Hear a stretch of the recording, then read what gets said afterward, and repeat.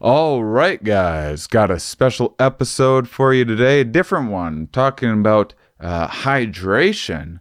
Normally, I don't deal with nutrition subjects because I don't know anything about them. I don't know anything about, say, chemistry either. I've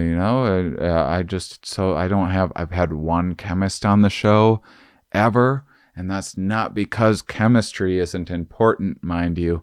It's because it's scary. Chemistry scares me. Why? Because I don't know anything about it, and talking to someone that does is a scary, scary prospect. Even the things that, like evolutionary biology and psychology, stuff like that, that I feel a lot more knowledgeable about, cognitive biases.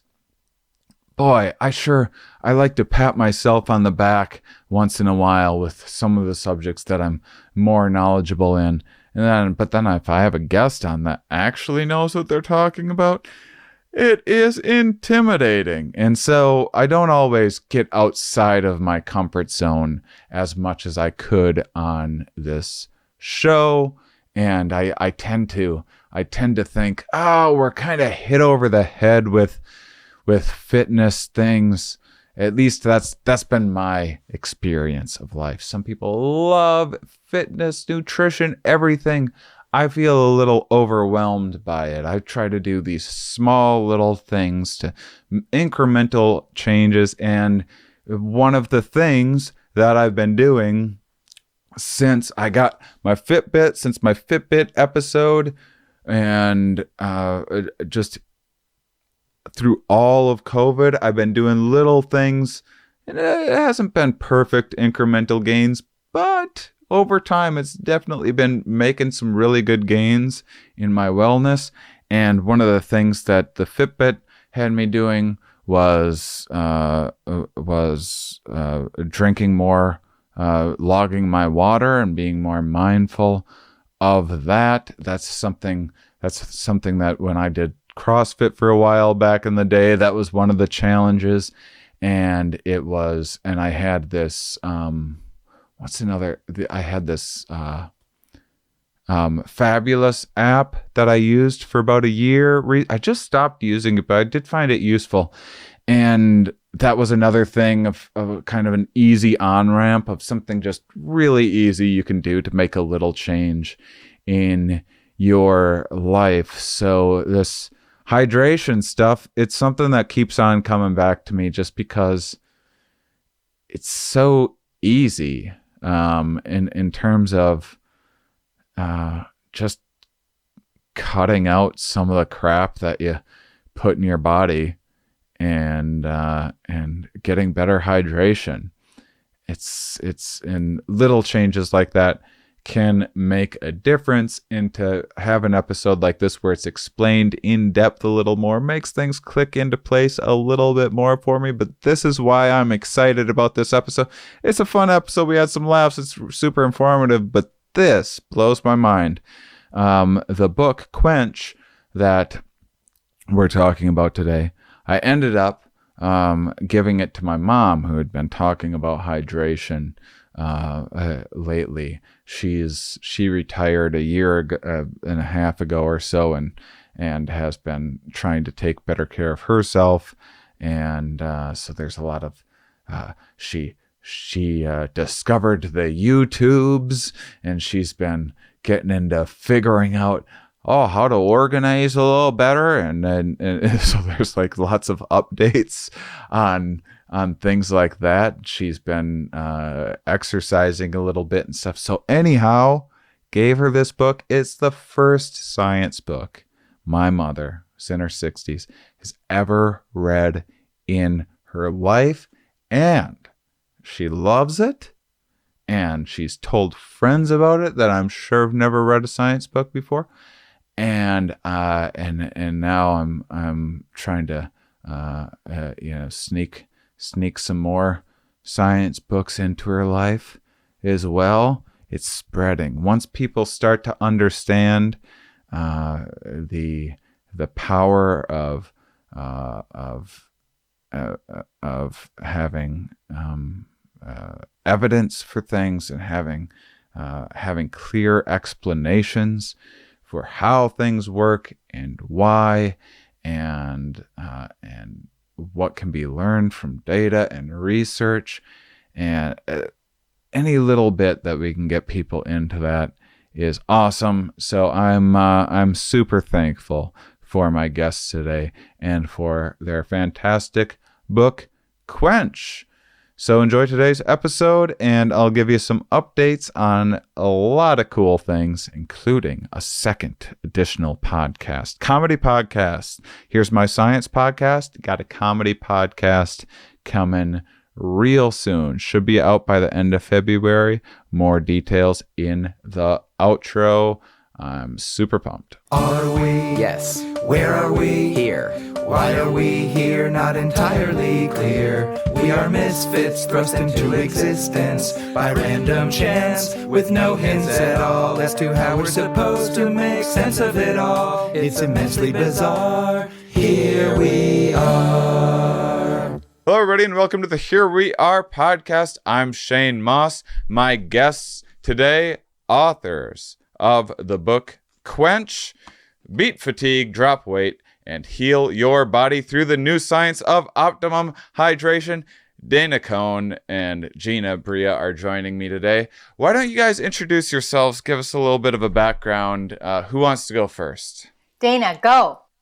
I'll go first. Okay, so I am Dana Cohen. I'm a medical doctor. I've been in practice for over 20-something years here in New York City, private practice. I practice functional or integrative medicine solely, meaning I try to keep people off of medications using lifestyle and diet and supplements, and it's just good medicine. That's amazing. Me.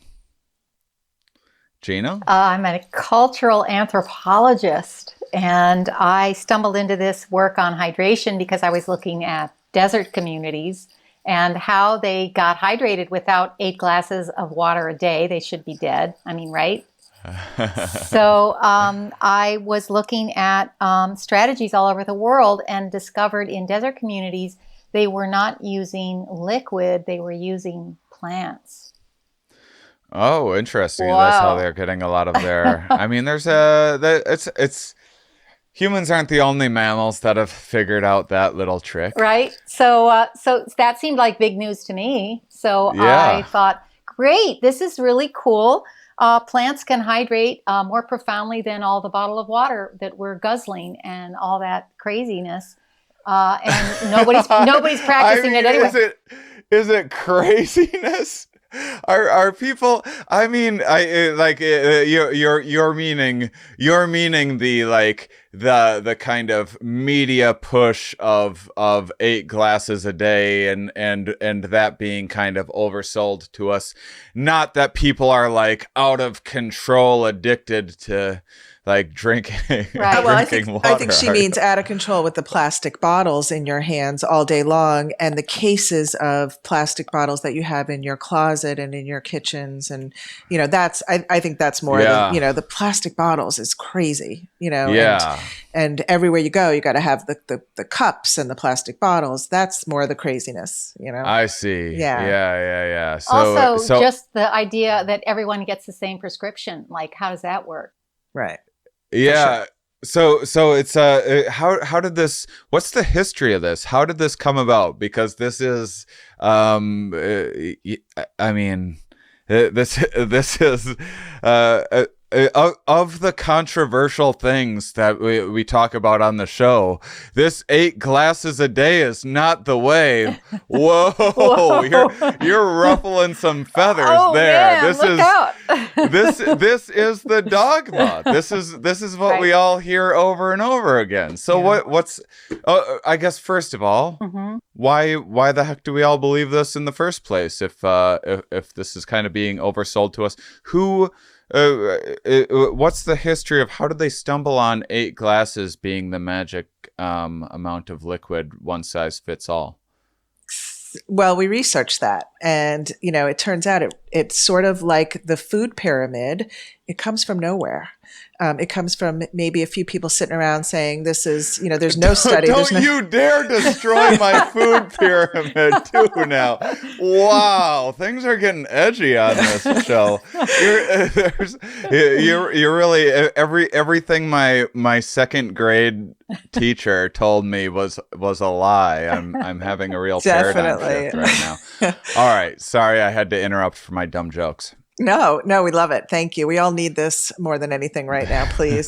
So it turns out that nobody has really, it comes from nobody. There's never been a research. There's never been any studies that show 8 glasses a day.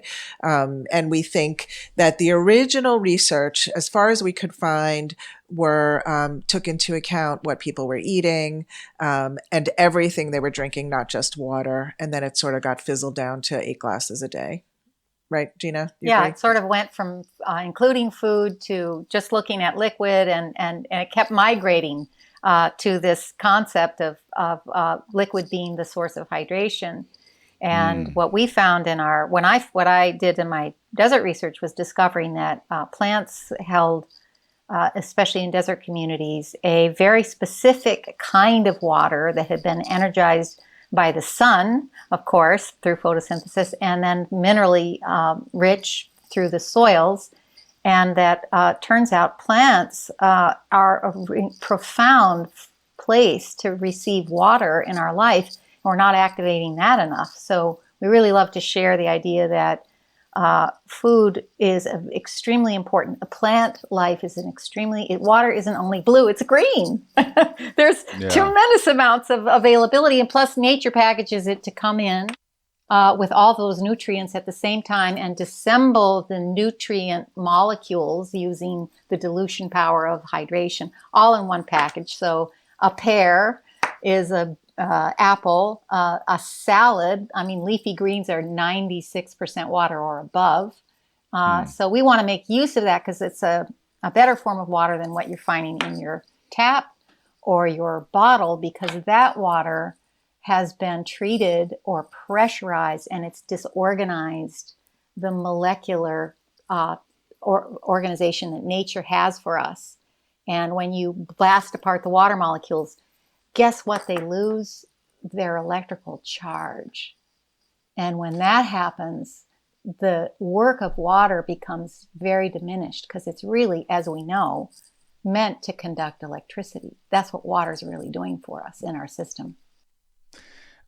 So first off, you don't need to sell me on a pear salad. I was already eating them, but now I get to feel smarter than everybody else for making you feel smarter. my pear salad. Hey, I'm curious. Just going back to some of the origins of the eight glasses of water. I mean, was it at the time maybe a perhaps a step in the right direction? I mean, there was in my going back to second grade, there was growing up in the 80s. Soda was kind of the beverage of choice for just about everybody. It seemed, and so was it just some of? I guess kind of some of what I'm after is. What was this, like a misunderstanding or ignorance about hydration work, or was this just a simplifying of communication for people? Like what we're seeing with COVID right now. Like 6 feet isn't some like perfect. Right. Every scientist knows that it's exactly 6 feet, and that's exactly where the virus just dies in the air, and then it can't get you, and it's this magic force field. But it is just this like simple and imperfect heuristic that should probably be updated as well. But did something similar happen like that with the 8 glasses a day, or was it just misinformation from the start? What kind of happened? All right, let me try to shed a little light on it, because first of all, it's not necessarily misinformation. Some people can drink 8 glasses of water a day, and I hope that's I'm not really embarrassing myself with No, this I've glass got of water. No. We're not saying we're definitely not saying do not drink water. I need to be clear about that. However, walking around drinking shoveling in all this water for all day long is probably not the way to do it. And I'm wondering, like, for you yourself, do you ever notice you're drinking so much water and you can't quench your thirst?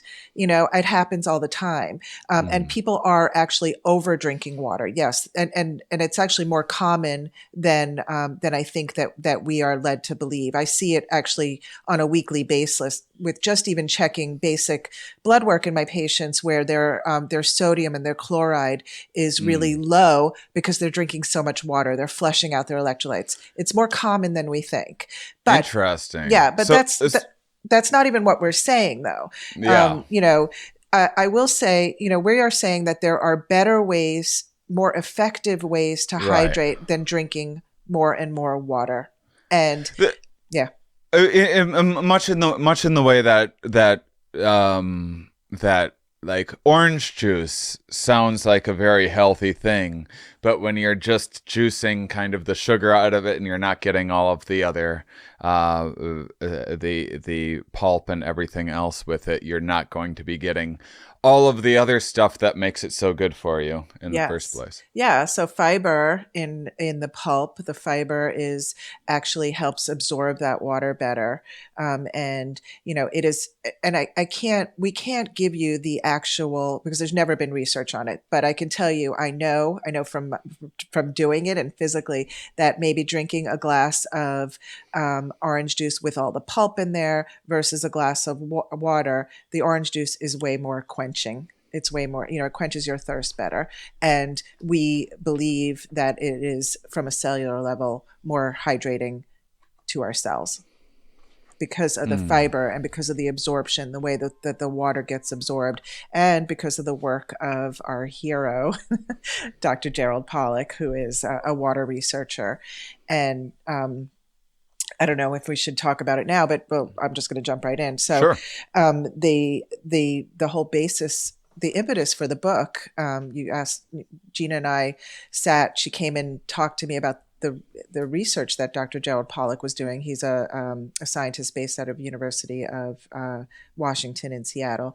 And he discovered that there's another phase of water, which to me at the time was completely mind-blowing. We know that water exists as liquid, ice, and vapor. We've known that since we were in elementary school, and this very simple water molecule. And now we're finding out that there's another phase of water, a completely different phase. And it's mind-blowing. And it happens to be in that phase. He calls it easy water. We call it structured water or gel water. And there's a few different names for it, but there is some other phase of water that exists in nature. It exists in desert plants. It exists in celery. And it is in that form that is within our cells. I was hoping you were going to say celery. I love celery. Underappreciated, if you ask me. 12 minutes in, and you have so far destroyed 3 of my major real cornerstones of my belief systems. Don't stop doing it, though. But don't stop drinking water. That's not at all what we're saying. No, of course. Okay, because the whole impetus of the book is we want to live in our bodies. We want to stop being cut off at our heads and live in our bodies and know what it feels like to feel perfectly hydrated. And honestly, I have some really healthy patients. I have some yogis. I have some athletes, and none of them do it right. So the whole idea is to teach somebody what it feels like to be perfectly hydrated and how to do that. And it's different for everybody. And that's what we're saying. And the idea of just chugging more and more water is not the way to go, because it's often not the case. So is this a little more of just a general food diet issue for the majority of people? Like if say you took you have a chapter on kind of like what foods to eat for optimal hydration. Say someone followed that to the T, then as far as drinking water, someone would just drink water when they're thirsty, not have to worry about counting their cups and that sort of thing, probably. Or, well, if you're thirsty, you're too far gone already. You wanna not get thirsty, because that's already everything I know. Sorry. God. Sorry, no. If you're thirsty, you've waited too long. And thirst is not great. I mean, yeah, you should drink if you're thirsty, but that's not a great indicator of. Let me just take also one more step back, because the important thing to know is that we're talking about this low grade subclinical dehydration, not overt dehydration, right? Where you have to go to the hospital, you have to get an IV in your arm. We're talking about this day in, day out, hour by hour throughout the day. And I want to say something, and I say this in every podcast I do, and it's really important to hear that when you treat this low-grade dehydration and you learn how to optimally hydrate, it is the single most important thing you could do to treat and prevent chronic illness, hands down. So when we wrote this book, we wanted to affect the most people. What is the thing that I can do as a medical doctor? I've been practicing functional medicine for 22 years, actually. I used to work for Dr. Atkins. I mean, I know, I've been doing this a very long time, and I wanted to write a book where I could affect the most people, and this is it. If you learn how to hydrate properly, your life is going to change. Before you start on any diet, before you start on any lifestyle regimen, even any exercise, you have to learn how to hydrate properly, and what that feels like. And unfortunately, there's not a single test that I can do to say, oh, here you go, you're hydrated. It is a day in, day out, hour by hour thing that you need to practice every day. And if that for you is drinking water, then great. But do you get leg cramps? Do you get headaches? Are you tired? There are some things that you need to look for. Maybe it's not the right thing for you. Maybe we need to change, switch it up a little bit. I'm still stuck on this. If you're thirsty, it's too late. Sorry, I'm a goner. How do people how do we know when we're supposed to be drinking then? It's easy to forget to stay hydrated. Sean, I want to give you an out here and help you, because we did a great deal of thinking about this book and how to really help people come into a new way of thinking about themselves. So we came to this interview, we had 3 things we really wanted to land for your listeners. And let's do it. One is, you are far more water than you think. So we're used to thinking of water, we're looking for water in liquid form. Yeah. Finding out that water is jelly like a aloe plant or inside a cactus. That's the form it takes in our system, in our body. So we are literally a bag of Jell-O more than we are a bag of liquid. And so it also switches our understanding of how much water we are, because all our tissues are water. Our brain, our eyes, our eye sockets, you name it. We are high water beings. And therefore, hydration and learning how to hydrate well, no, let me rephrase that just a little. Finding out what happens to you when you are well hydrated is a key to living in highly dehydrating environments that we live in today. So you notice we're all inside. We're all around a lot of electronic equipment. We're not so much in our cars or our airplanes, but we're surrounded by couches and carpets and drywall. We take a lot of prescription medication. The foods we eat are drying. Everywhere you turn is taking a hit on our hydration. So we're all below optimal levels. And we wrote Quench to get a plan for people to walk through, to discover for themselves. So there's lots of different modalities and ways to get to that thing. And those things all feel good. They all feel great. And so what we're doing is we're trying to move you out of a state of chronic dehydration, low grade, that everybody's in. It's almost impossible not to be dehydrated in the culture that we live in, including lack of movement, which is a huge hit on your hydration. because it closes down all the flow systems, right? When you stop moving, boom, your water stops moving, and the flow through system that we are stops moving. So the 3 points we really wanted to get to is you're way, way, way, way, way, way, way more water than you ever dreamed. In fact, the scientist that we work with, Dr. Pollack at the University of Washington, who is one of the world's foremost water scientists and is the one who noticed this new phase. It's not new to nature, but we've just identified it, that there's jelly-like phase, a plasma-like phase. He says the count is actually 99% water by molecular count. It's a big bag of Jell-O. This is a big bag of Jell-O, right? The second thing we wanted you to know is that water comes in more phases or forms than vapor, liquid, and ice. Actually, we are a form of water, extraordinary form of water that we haven't been paying attention to.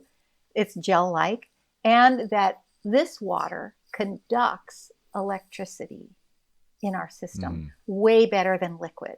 So now all our electrical function within the body, which we're only beginning to understand, cell-to-cell communication and vibrancy and magnetic communication inside of us is all run by the level of our hydration and the quality of our hydration. So these are big, big things we're opening up. And we have, thankfully, you've given us some real time to talk about it, but we're just starting. We're at the beginning of discovering this. And Quench, we wrote just to get you a plan to start discovering how vibrant you can be, how much more flipped on you can be if you're practicing or seeking new ways to hydrate, which include going and getting an apple, loading up in the morning, getting a nice huge glass of, water with lemon in it, or throw some salt in it.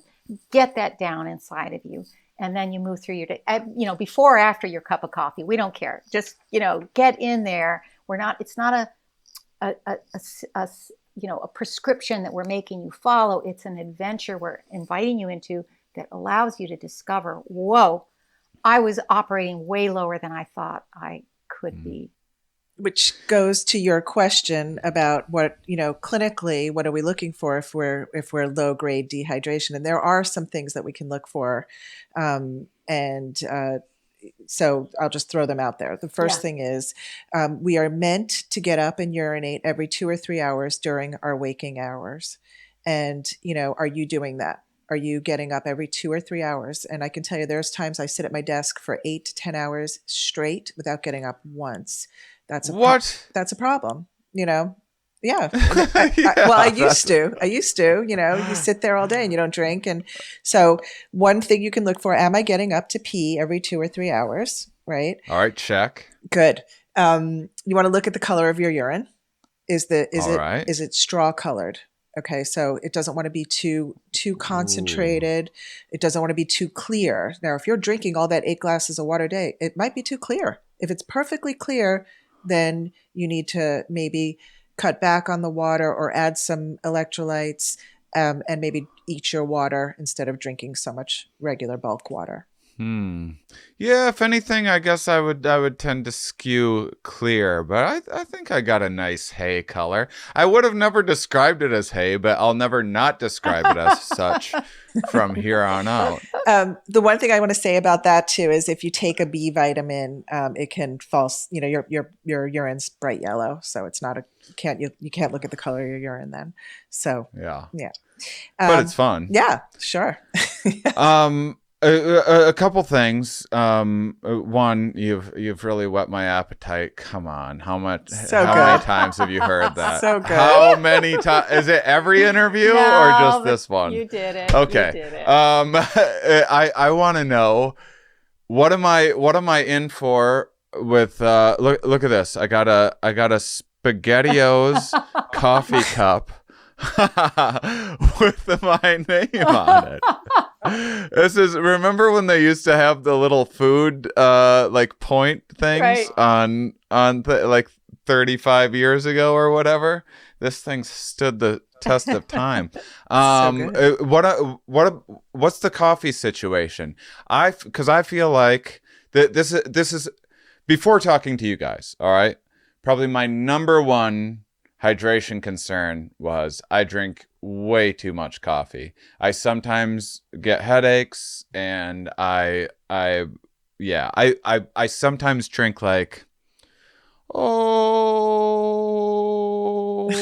cups a day pretty easily. Okay. That's ridiculous, It's too right? much. That's too much. It's definitely too much. We have really good news, though. Okay. Gina, do you want to give them the news? Give me the news. Coffee's This good is for exciting. you. Coffee is good for you. Yeah? You know, it's a plant. It's a plant. It brings in, but under, you want to watch dosage. Dosage is huge on everything in the world. Too much, too little, not good. So caffeine's a drug. Let's just, caffeine is definitely a drug. And once again, there is somebody who, if they drink 1 cup of coffee a day, that caffeine can affect them in a really bad way, cortisol levels, that kind of thing. And then there's people who can drink 8 cups a day and it does nothing to them. So we're going to take out that part of the equation. Once again, people need to live in their bodies and know what's right for them. But the research shows that anything under 4 cups of coffee a day, it's not a diuretic, so it's not dehydrating. Under 4. Under 4 cups a day. I could, well, all right. Yeah, I could manage that. Under 4, guilt-free. Yeah. And I will say 8 cups a day, you need to, I would probably wean yourself down. Don't. Oh, do it well, a I'm not slow. a wiener. I completely, that's now just occurring to me how that came out. I'm going to use that.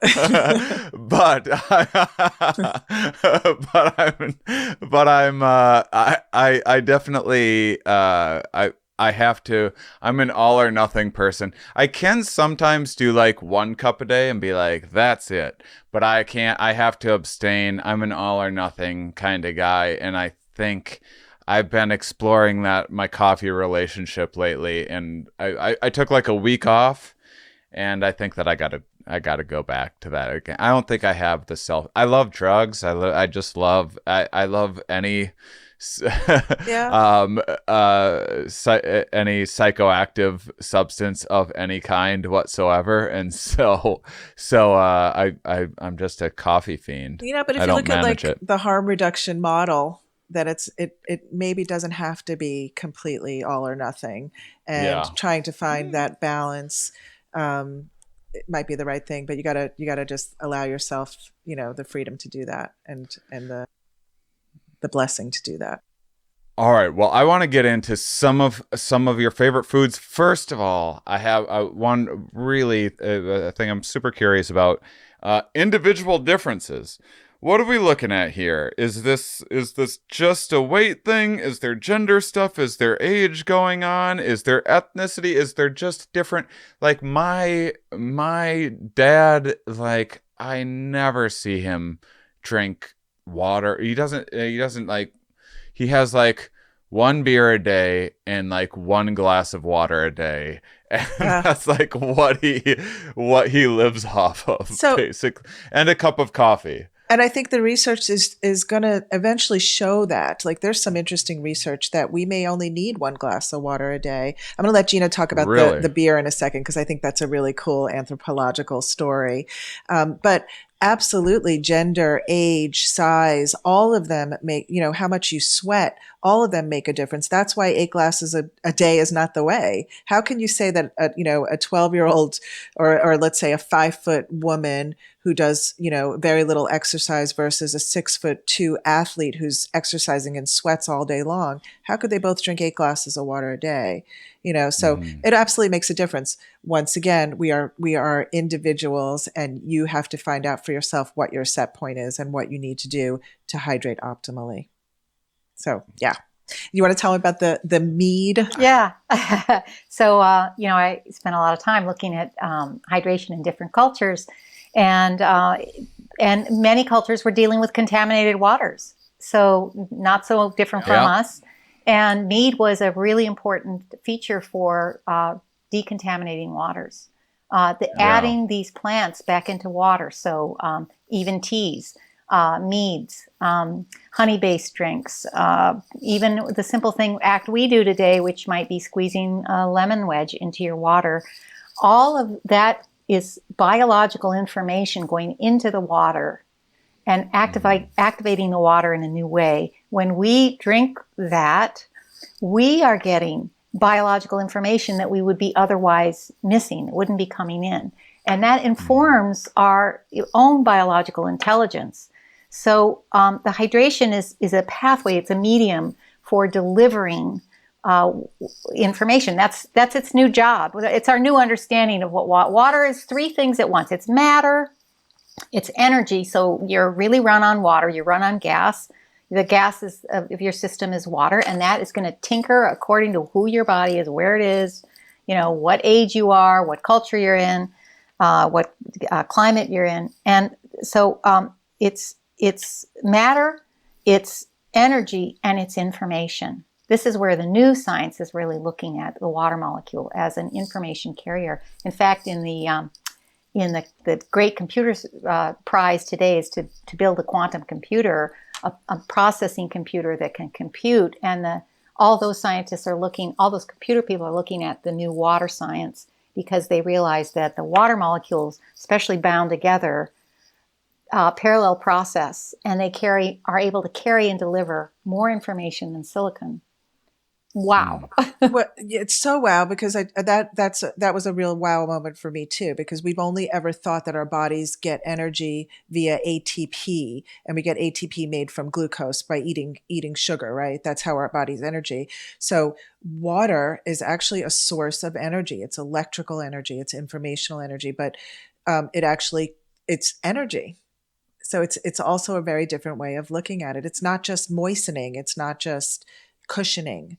It's actual energy, like a battery too, So what about when people are working out? I've been to like CrossFit gyms, or you go to I go to rock climbing gyms, or you go to any gym or whatever.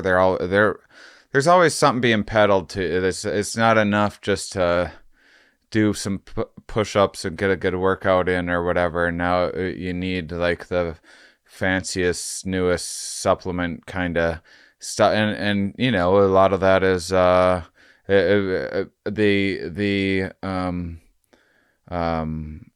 kind of alternative medicine and supplement industry and everything. This is since I was a kid, this has been a booming business of like, hey, get slim fast, and you never have to worry about your health ever again. And this is really big business. So, and at the same time, there's of course all of these fantastic things that high level athletes have figured out and honed in on, and then there's tons of science behind. And it's just so confusing for the average person to know what's what. So let me start, Gina, and then I want you to finish with the movement stuff. So it turns out, well, first of all, I was an exercise physiology major in my undergrad. I've long forgotten all of that kind of information. So I'm just going to start by saying we are not exercise experts. But I think what's turning out is that it turns out that walking, and it's not even 10,000 steps a day, is probably enough for us. We're finding out that all of these other exercises, some are great. Like there's all these new fads. We do, but maybe even just walking is enough for most people. But the more important thing, and the thing that we really get into and talk about in the book, is aside from exercise, I don't have the answer for what's going to work for you or what's going to work for your partner. I don't know. Aside from exercise, is that we need to move.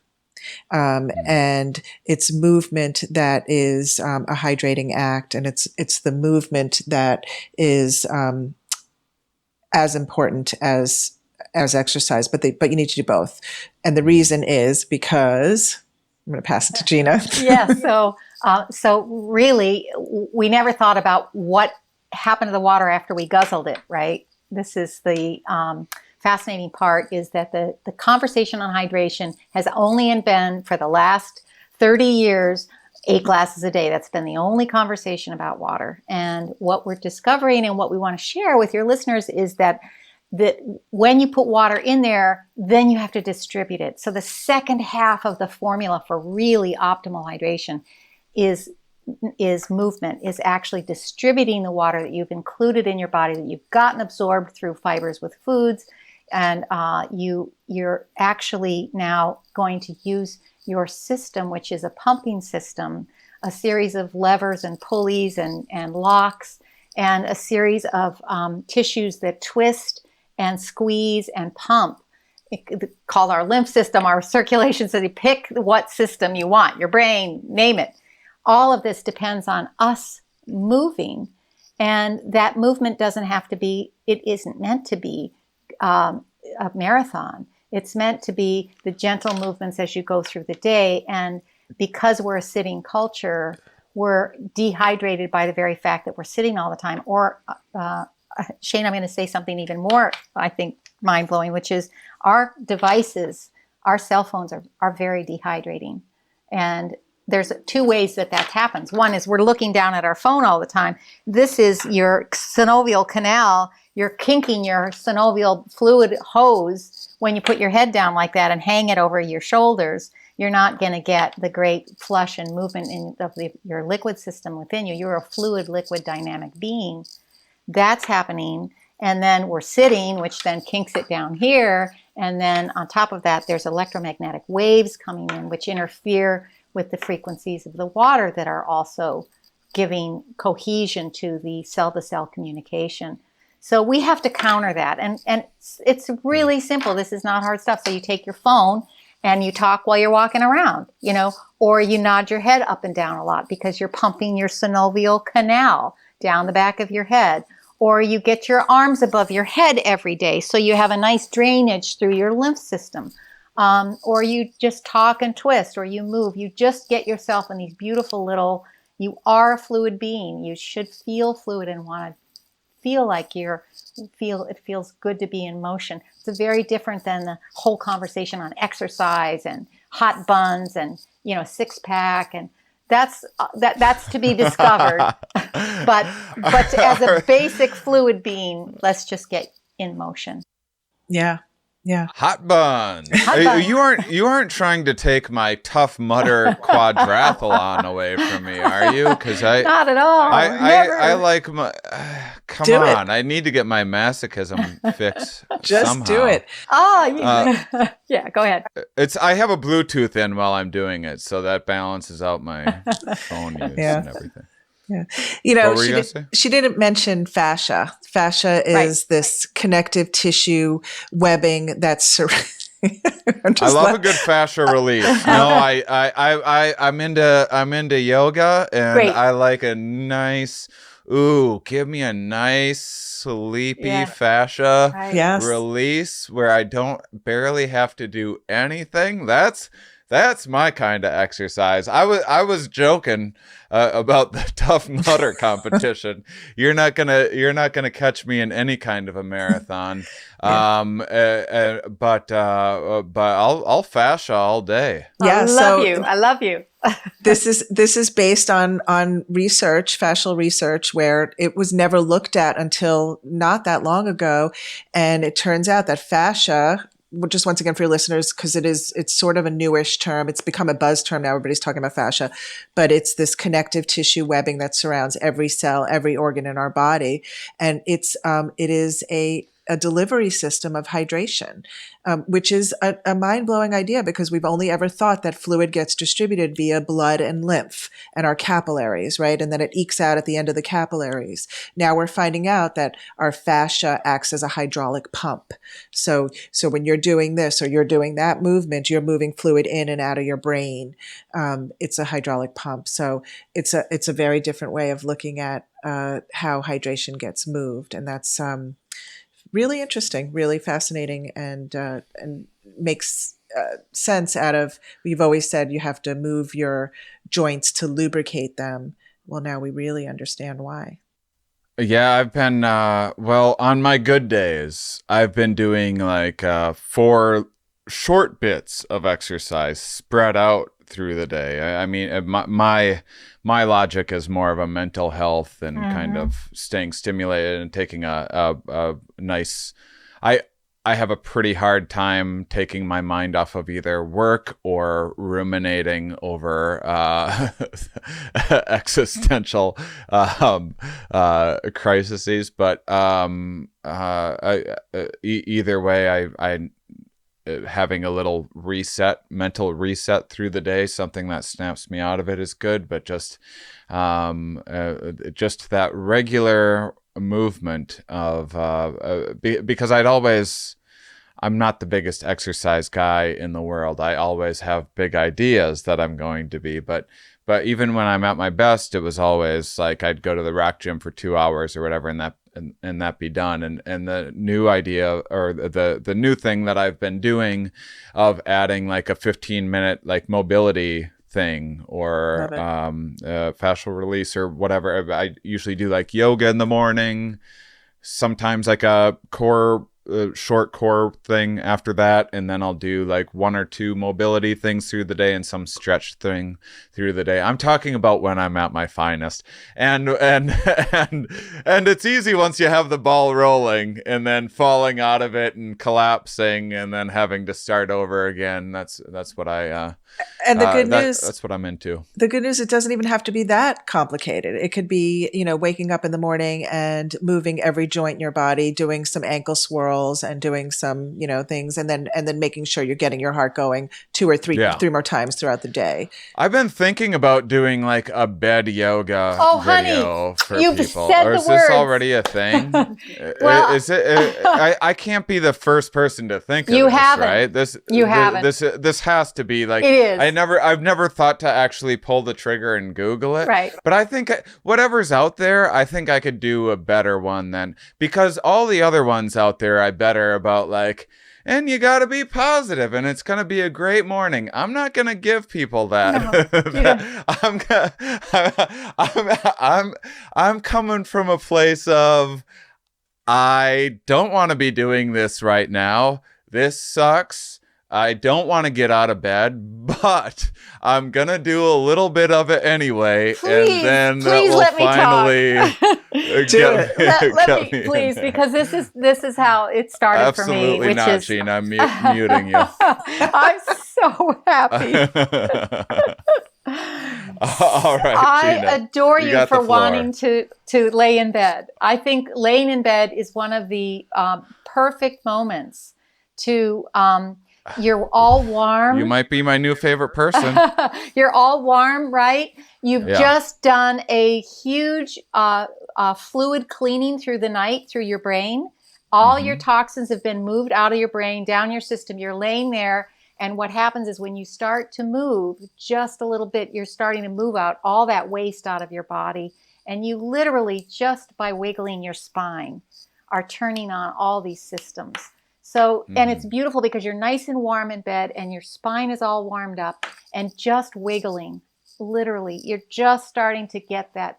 Look, think about fluid. If you're going to take a tiny paper boat and you just touch it, it goes across the pond.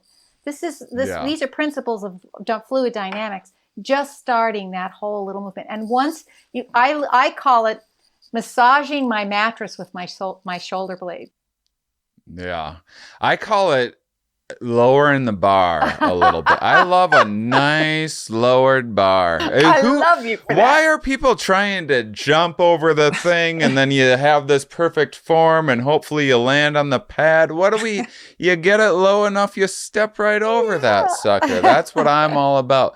I'm not a motivational, I'm more of like a motivational speak. Like I'm like, kind of like going for that lukewarmish energy. Like, well, I guess it's another day. Should probably stretch a little bit, or it'll be worse if you don't.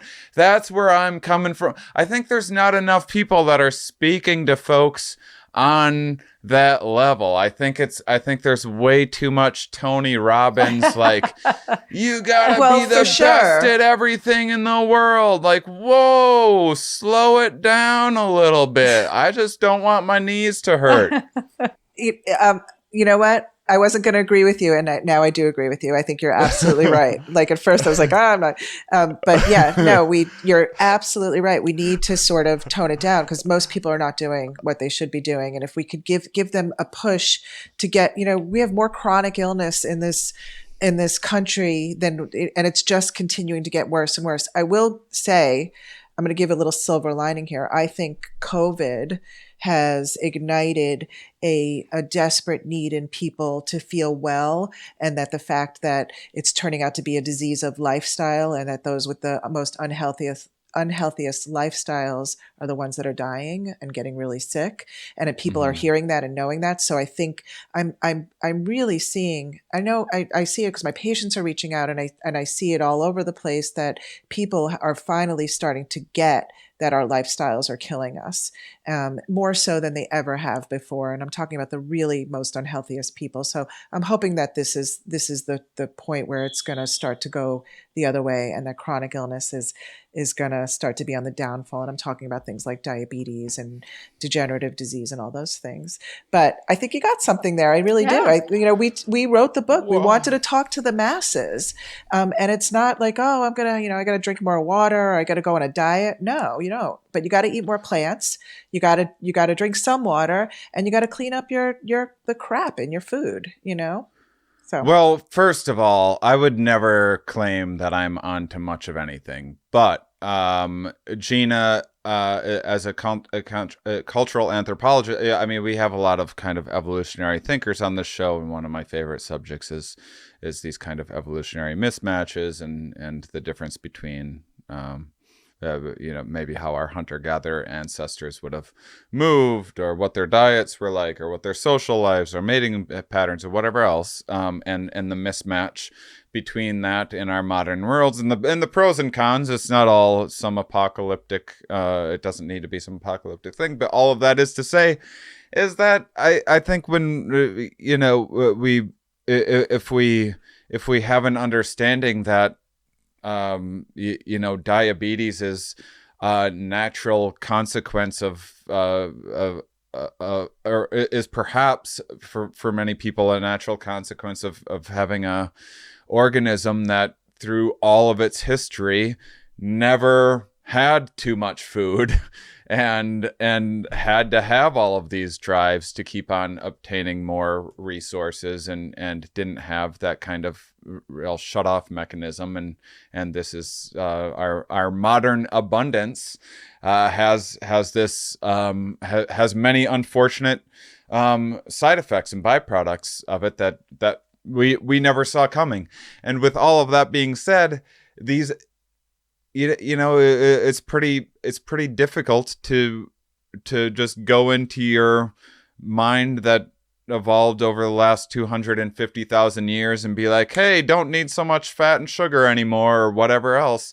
And so I do think like just little small incremental changes in people's lives and making and kind of simplifying things is that, I mean, that's another thing that we're learning from COVID. Well, hopefully people don't make hydration unnecessarily political for who knows what reason. I know. But the point is that it is, the life is an exceptionally complex thing, and our modern world is full of a zillion things, and there's no way we can be an expert on all of these things, and updating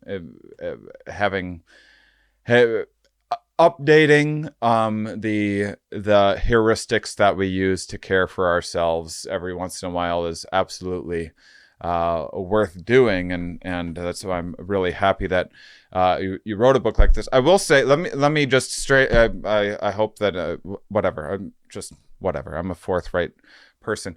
Anytime I hear, so this is coming from someone I love, fascial release and all of that. I have tons of like physical therapist friends and stuff like that, and I'm like into I'm into wellness, and there's like there's just some of the overselling of like, say, organic stuff that isn't actually organic, or what's the like genetically modified that doesn't like really necessarily mean much of anything. And so because of that, because of the wellness kind of sometimes being conflated with the new agey community, which I love, those are tons of my friends. But then they're like, I don't agree with microwaves. I'm like, what now?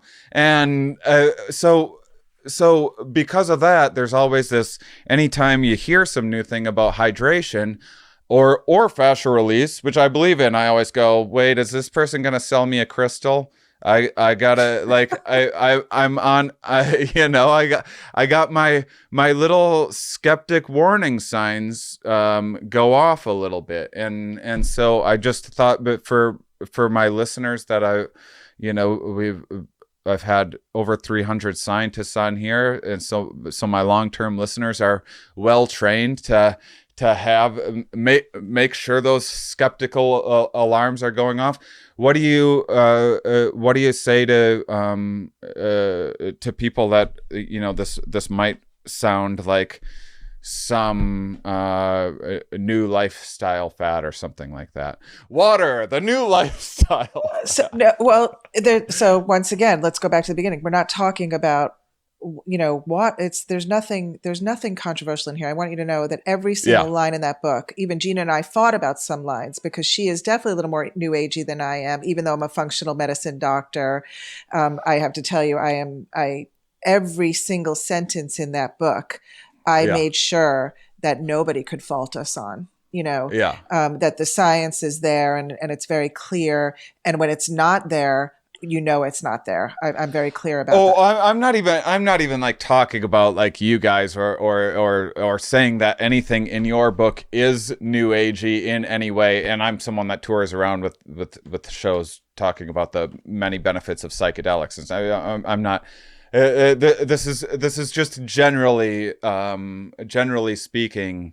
I feel like some of the new wellness stuff and some of the new agey superstitions in our modern era kind of get conflated and mixed up a little bit. It's hard. It's everything. It's everywhere. It's we are a culture of getting. I don't know how do you distinguish information?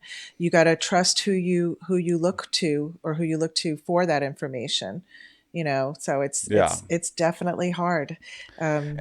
Yeah. Oh, and by the way, this isn't just new age. I mean, this is my whole upbringing was all of the my mom and all of her sisters and everything always had some new vitamin, this or that. My aunt who went to a maskless wedding and got COVID and still doesn't have her sense of taste or smell over nearly 3 months now, and still doesn't think COVID is a serious thing, even though she nearly died and still isn't out of the woods. But it's a political thing for her, and she's dug in. But she's like, oh, it's like the flu, still all of this stuff. But then she's like, and this isn't a new agey person in any way. She's like, well, you know what I heard is you rub essential oils into your feet. I'm like, oh, okay. Yeah. That's. I think when you're finding your information, you need to go in with some kind of healthy skepticism. And I think that, especially in this kind of field, and when you're, because there are some, I call them cowboy doctors out there that are doing this kind of medicine. I also think that, those that are so far one way and so far the other way, you need to cut those people out, the conspiracy theorists, and then the ones that are so do not take a supplement, it's going to kill you. A multivitamin is going to kill you. So those people need to cut them out, and you just have to find your gurus, who's going to be somebody that you trust and listen to information, somebody who has their feet in both fields, like I do. I really, that's all you can do, because there is. There's so many people. Weed some out. Life's short. Yeah, exactly. Weed exactly. Some people out. Exactly. Yeah. I love that. I just wanted, just to for as someone that I don't of all the science subjects that I'm into, any nutrition stuff is like not at all in your my realm. It's I want to learn about everything that doesn't have to do with taking care of myself. For some reason I have like this natural aversion, and so I just wanted to, this isn't like me talking. This is also just I hear a lot of people making this case all the time, so I wanted to give you the opportunity to see what your thoughts were. I think you've touched something very powerful, Shane, and that is, it's very hard to take care of ourselves. Yeah. It's the last resistance. It's the long stronghold. And there's really reasons for that. Some of them are cultural, some of them are biological. But if we can share anything, water is an extremely simple intervention. Mm-hmm. And hydration is a very simple intervention. Yes, hydration. Thank you, Dana. And that it will flip on energy switches in you that allow you then to take a little more step towards discovering what a vital creature you are, because it's really in there. On speaking from the evolutionary point of view, we started as water beings and we crawled out on land, and now we're walking around as still water beings that are deeply dehydrated. So that's what it feels like. Like, I can't take care of myself. I don't even want to. But I'm interested in hearing some things that I don't have to take any action on. Then I just can you just pour it over me? And all we're doing is asking you to just open your mouth and pour a little into you. Yeah. And that'll be enough. That'll be, enough to start igniting some real. It changes the trajectory of where you're going, your energy levels and your information level, just enough on the compass that you literally end up at a new destination. That's extraordinary. Yeah, I love it. I love small steps, because in figuring out the mental maze of how in the world to give myself my career, and I'm sure yours as well, and to write a book and everything else takes a lot of self-discipline. But I don't have a punch in and out 9 to 5 kind of job, and so I need to find all of these internal drives to get myself to do things. And it's very easy for me to be like, I'm a speck of dust in the universe, none of this matters, I'm gonna lay in bed and mope today. So I love the idea of just taking some of these simple steps to make yourself a healthier and maybe even happier sack of Jello. So here's who we're gonna talk to in the little bit here. We got a listener. They've enjoyed this conversation. They're on the fence. They're maybe gonna stick the book in the Amazon cart, or maybe we're not. Why did I say Amazon? That's a controversial. We don't. You're gonna write it on your wish list of books. Maybe you're from your book place of choice. Libro. Do you guys do an audiobook, by the way? Yep. Oh, sweet. I bet it's on Libro.fm. Offer code Here We Are for 1 month, 2 months for the price of one.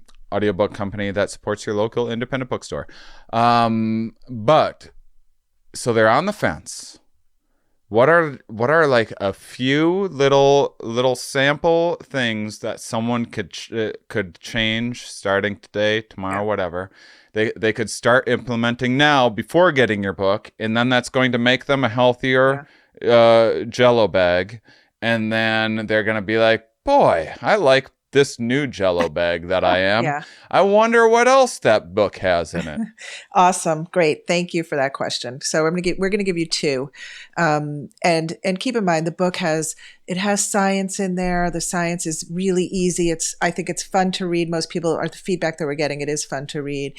There is a program in there. There's a 5-day program. We wrote 5 days because anybody can do a 5-day program. It's, and what you should eat, how you should drink, how you should move. There's recipes for movements.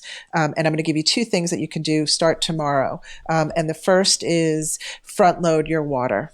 And this is, based on Gina's research, how desert people hydrate. They front load their water. So first thing in the morning, you want to drink 16 ounces of water. You want to throw a little bit of I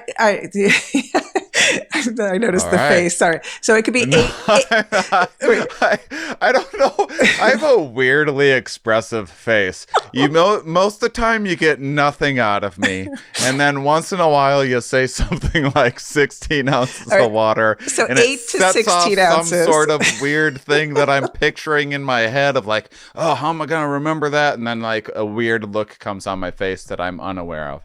Let me change that. It could be 8 to 16 ounces of water. First thing in the morning, squeeze a little lemon in there, do a pinch of real salt, meaning not table salt. You want to do like either pink salt or Celtic sea salt, or there's a brand called real salt, which is rock salt. A pinch of the full spectrum of minerals of that salt in that water. Gulp that down first thing in the morning. That alone, people will notice a difference. People who are this subclinical dehydration will notice a difference.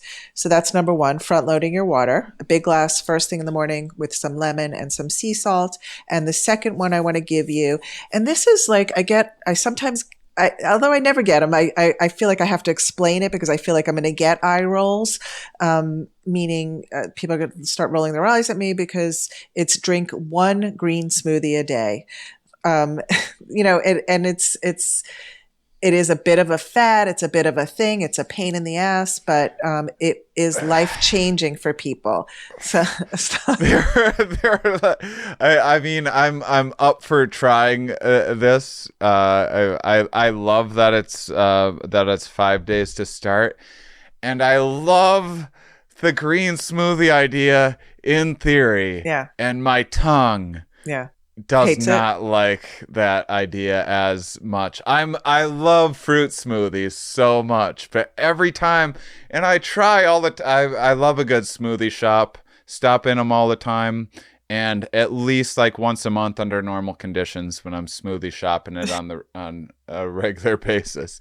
I'm like, all right, this is the time. I'm gonna get. Maybe they're doing it differently here. I'm gonna get the one that works for me. I can't, the kale situation, I know we're all supposed to be eating kale 24/7 and I just can't, it doesn't agree with my tongue. But I love vegetables generally. Okay, what if I just slam a bunch of raw vegetables? Can we negotiate a little bit here? Yeah, I mean that's cucumber if that doesn't work for you. Carrots. Sure, celery, cucumbers. You could throw them. I just think the fastest way to start feeling fantastic is a blended green. With water. So it's greens, water. You can throw in whatever fruit you want for flavor. You won't taste the greens. If you put in a half a green apple, you don't taste anything except that apple. You can throw in some ginger. You can throw in some chia seeds. You can throw in some other hydrating things, lemon, and drink that down. If you do 1 a day, the amount of nutrients, the amount of hydration, like that smoothie is probably equivalent to 3 times the amount of water. The way it gets into your cells because of the fiber, because of the minerals, because of the greens, the chlorophyll. So you're getting energy, and it's just an incredible habit to get into that can really physically change you. And it's not that hard, and it takes a little getting used to. This is great news for most people. Some people love those things, obviously. Yeah. So and it's, this is not a give or take. Yeah, you can negotiate. Yeah, if you're eating enough vegetables, then you don't need a green smoothie. If you're feeling fantastic, if we've taught you what it feels like to feel perfectly hydrated, you don't have to do that either. You don't have to do a smoothie.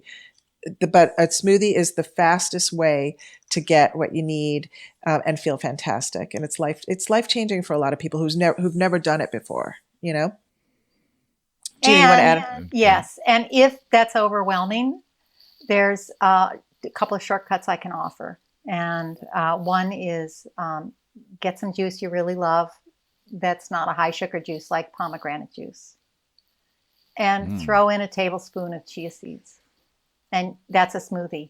That's a super hydrating, really powerful. Just do that thing.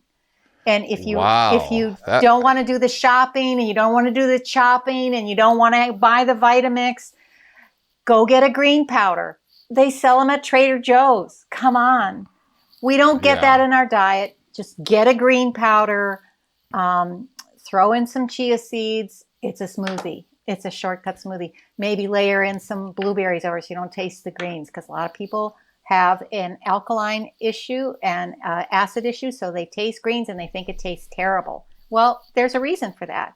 But we don't care. You know, just, it's like, what's the thing that's closest to that I can pick right now that will really get me vitalized so that I can claim my life. I can get a hold of it and really enjoy the ride instead of, that. Yeah, I didn't think you were gonna green light a juice for us. That's amazing. Pomegranate, that's news to me. Awesome. I'm getting some pomegranate You'll juice. love it. You'll love it. Oh, I love pomegranate juice. I didn't know that it was I never look at the back. I don't look at labels and things. Well, let us do that for you. So there you go. All right. Very simple. Terrific. And you can, if you don't want to spend so much money on pomegranate juice, do half a glass of water and half a glass of pomegranate juice. You still get great flavor. It's like, you can't lose here. Yeah. I quit drinking booze, so now I just got that pomegranate juice money to burn. You just burn it, baby. You burn it. Yeah. I only drink it publicly so people know how well off that I am. I got that pomegranate juice. Here's another thing. Go buy a melon. Cut it in half. Eat the damn thing. Put some pink salt on it. It's lovely with that little sparkle from that was the most aggressive anyone's ever been told to eat a melon. I think I liked it. That's some real take charge kind of energy. Eat a damn melon. And this is good news for people who who are going to look at all of this and go, I don't think so. And all we're doing is just try one. Just get a quarter of a melon in you and check yourself at 3:00 in the afternoon and notice, hey, I'm a little smarter than I remembered. It is funny that we're just like, we never grow up. We're always just children that need to, like at 18 years old, we start being like, I'm officially, legally a big boy, and no one can tell me what to do. And we still, all of our drives and everything are still very childlike in a lot of ways. We still need a little stuff like that. Eat your melon, damn it. Well, this is terrific. Everybody check out Quench, beat fatigue, drop weight, and heal your body through the new science of optimum hydration. Dana Cohen and Gina Bria joining me today. Thank you both for coming on the show and being so wonderful and fun and humoring my ridiculous questions about such wonderful information. You guys are great communicators. It was very clear and super interesting. And at first I thought you were going to ruin everything that I knew about life, but then you gave me some great news, and so overall this has been just a terrific time. Great. So thank you. Thank you, Shane. Yeah, and thank you listeners for being such wonderful, curious people. We'll talk with you next week.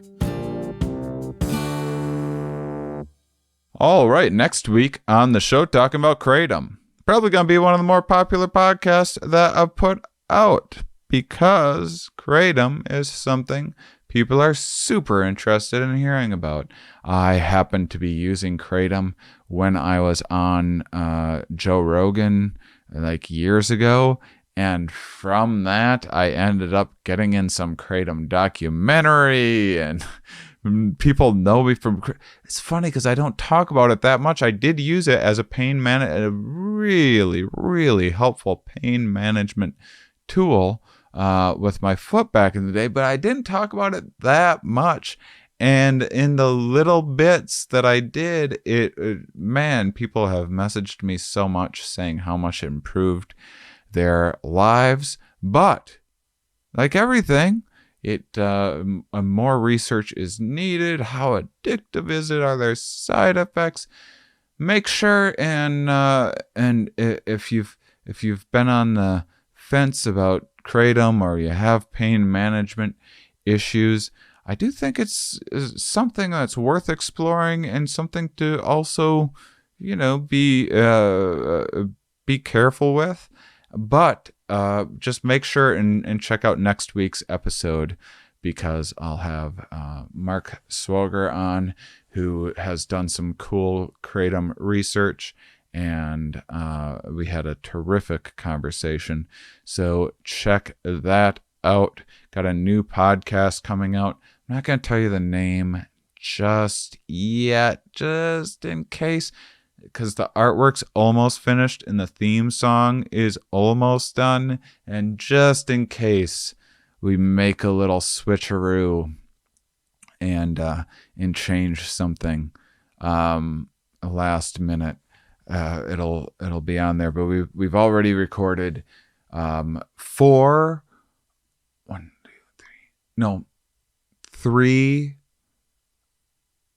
regular episodes of it, 𝕤𝕤𝕤𝕤, and 2 Patreon episodes of it. We decided we're going to do 1 Patreon episode a month, and speaking of Patreon, going to be I've been doing a weekly game night on Patreon, 8 people each game night. It's super fun. If you've never played a game night before, it's totally cool. So easy. Explain the game in 5 minutes. We're good to go. Everyone's had a blast so far. It's been super cool. Get on Patreon. Reserve your spot today. I'm mixing up the days and the times so that everyone gets an opportunity to, so it's not always on a Tuesday or whatever. And I have, I'm experimenting. One, I think I'm going to open the Discord to anyone on my Patreon, even if you aren't contributing yet, just so that because I don't want to have the paywall barrier to such an awesome community. I want to keep it lively and grow it. And at the same time, I still want some kind of barrier to entry, which will help keep out any trolls and stuff like that too. And then that will also keep you up to date on new posts and projects that I'm working on with Patreon. For example, that just reminded me, I got to do more public posts. Anyway, I got to look into that. But one of the things that I'm thinking about trying is like a group therapy. I want to try it out and see. I think that one of the downsides of COVID is all of the mental health issues that come along with not just quarantine and isolation, but just the financial, the existential, the everything, I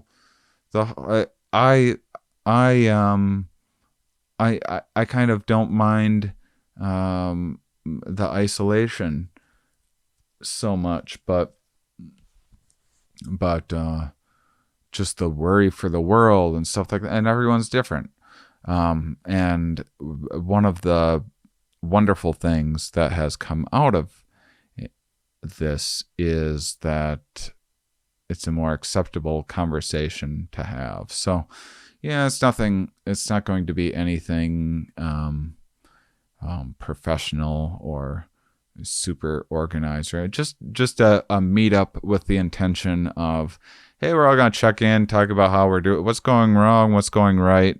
Just a space to have freer conversations about the sorts of things I like talking about, which is what's going on in the old thinker, what's going on the emotional levels, mental health issues, just checking in with people and seeing how they're doing. So, if that sounds good to you, make sure and check out my Patreon, and more updates on the second podcast coming soon. Those of you that listen all the way to the end, you are, of course, my favorite.